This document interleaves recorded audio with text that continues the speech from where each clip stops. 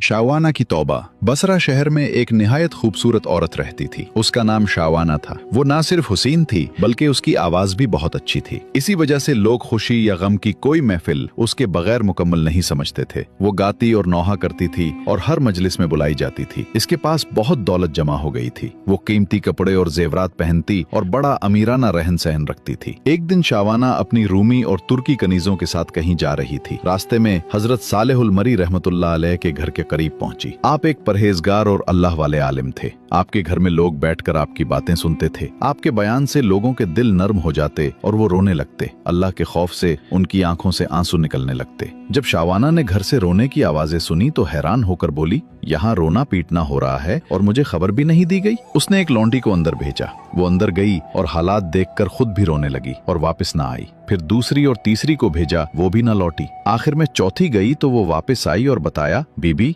यहाँ किसी के मरने पर रोना नहीं हो रहा बल्कि लोग अपने गुनाहों पर रोते हैं और अल्लाह से माफी मांग रहे हैं। ये सुनकर शावाना हंसी और मजाक बनाने के लिए अंदर चली गई। लेकिन जैसे ही अंदर पहुंची और हजरत सालेहुल मरी को देखा तो उसका दिल बदल गया। दिल ही दिल में सोचने लगी, अफसोस, मैंने अपनी सारी जिंदगी गुनाहों में जाया करती। क्या मेरे गुनाह कभी माफ होंगे? वो रोते हुए बोली, हजरत, क्या अल्लाह गुनाहगारों को भी माफ करता है? आपने फरमाया, हाँ, अल्लाह की रहमत तो उन्हीं के लिए है ताकि वो सीधे रास्ते पर आ जाएं। शावाना ने कहा, मेरे गुनाह तो आसमान के सितारों और समंदर की झाग से भी ज्यादा हैं। आपने फरमाया, अगर तेरे गुनाह शावाना से भी ज्यादा हों तो भी अल्लाह माफ फरमा देगा। ये सुनकर वो चीख मारकर रोने लगी और बेहोश हो गई। जब होश आया तो कहने लगी, हजरत, मैं ही वो शावाना हूँ जिसके गुनाहों की मिसाल दी जाती है। उसी वक्त उसने कीमती कपड़े और जेवरात उतार दिए, पुराने कपड़े पहन लिए, सारी दौलत गरीबों में बांट दी और सब गुलाम आजाद कर दिए। उसके बाद उसने दुनिया के काम छोड़ दिए और अपने घर में इबादत शुरू कर दी। वो दिन रात अपने गुनाहों पर रोती और अल्लाह से माफी मांगती। अक्सर कहती,